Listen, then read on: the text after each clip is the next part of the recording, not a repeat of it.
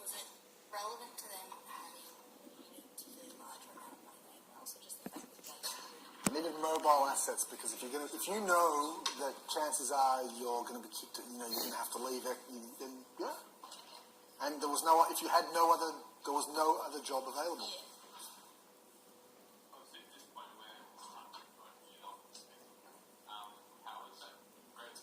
Yeah. Explain schism between the Eastern, the Orthodox Church, and Catholicism in the 11th century. Yeah. So Byzantine Christianity is a whole other game. I'm not covering it, and it's too big to summarise like that. And I haven't even covered Italy really, because Italy itself, which is in part Byzantine, and then so Sicily is its own thing entirely, and it's too vast. It's different. It's not as bad.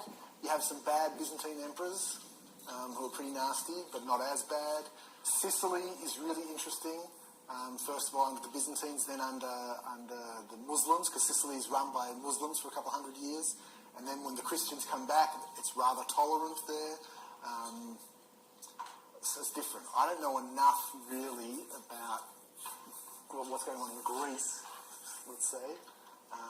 The big influx of Jews into Turkey will happen in the late 15th century. When the Jews are kicked out of Spain, it'll be Poland and the Ottoman Empire will say, in fact, the Ottoman, the Sultan, laughed. He said, "You stupid Christians. You don't want your Jews? Hey, give me.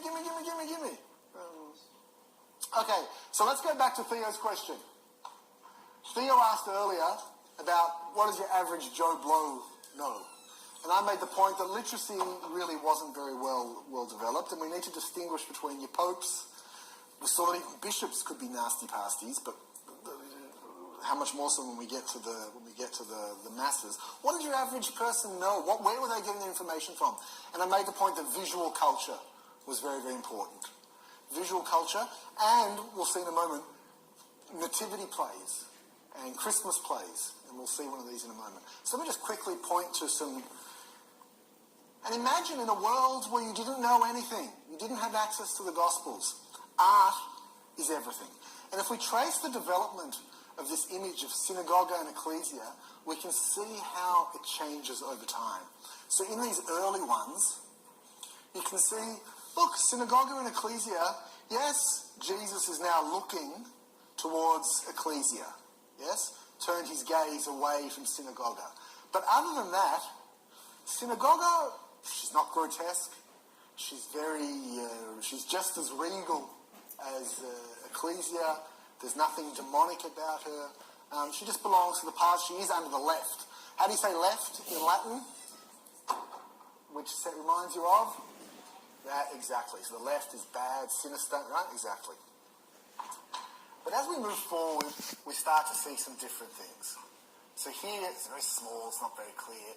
But you can see, again, it's always the same. You've got ecclesia on the right of Jesus and synagoga on the left. But now synagoga is actively facing away from Jesus. So we see the progressive sort of blindness, if you like, of the Jews. Here, another one, we can see the Jews. Look what's turned up for the first time, the blindfold, the blind Jew, yes?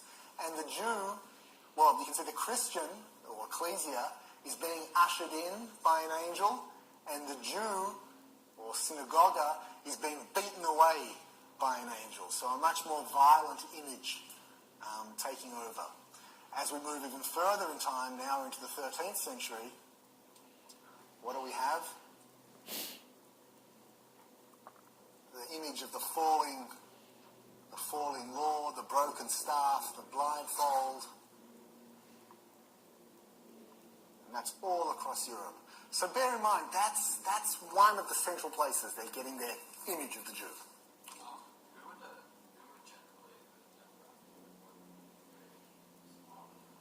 Ooh, I don't have a good answer for you. I mean, these things they were always commissioned by the wealthy, and it's not. But beyond that, I couldn't tell you. More funky in a bad way. Depictions of the crucifixion of Jesus. Now, we all know, if you read the Gospel, so the Jews, not only is it not they who crucified Jesus, but who puts the crown of thorns on Jesus? Who are? Romans. But we start to find interesting depictions of the crucifixion of Jesus, which have no basis in the Gospels themselves. So here we have Jews tormenting Jesus at his crucifixion, putting the crown of thorns on his head. You can tell they're Jews because they wear these funky hats. Yes. We also start to see the depiction of the Jews in the crucifixion of Jesus are no longer Jews of once upon a time, but are the Jews of now. The Jews, your contemporary medieval Jew. Jews torturing Jesus. These things have zero basis in Gospels. Zero. So how does that happen? How does that happen?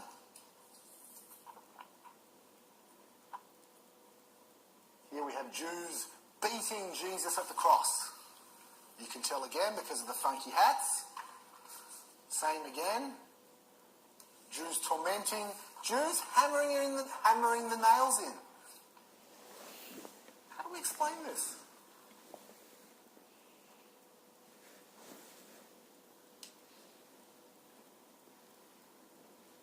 How did we define anti-Semitism as opposed to anti-Judaism? And is this total psychological projection? This even contradicts Christianity's own story about itself. Yes? Jews, the Christ killer, the killer of God, hammering him onto the cross, things that never were, things that aren't even in the Christian story.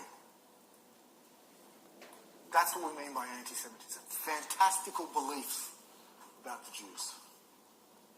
So, Theo, in answer to your question, they're probably getting most of their knowledge from these kinds of things, from visual culture. Oh, the idea of Jews torturing Jesus.